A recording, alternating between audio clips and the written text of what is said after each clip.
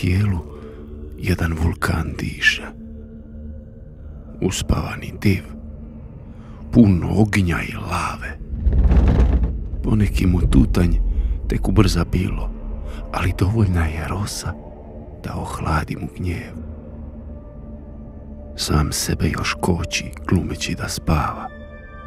Sebe se boji i snage velikog loma, a tijesno mu je i odavno već žudi za velikim praskom, erupcijom i dimom, da rastereti srce, izriga sav oganj, pusti niz lice uzavrele suze,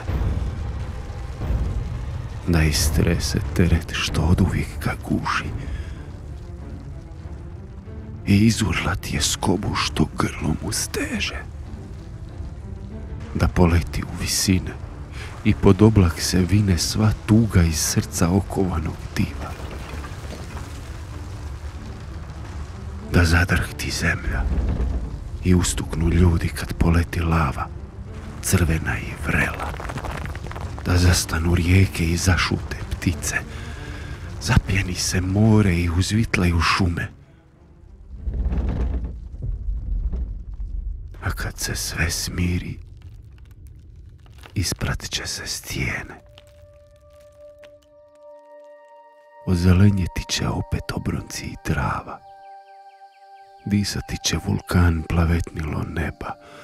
Zašutiti će cvijeće na obroncima srca. U umornom tijelu jedan vulkan diše.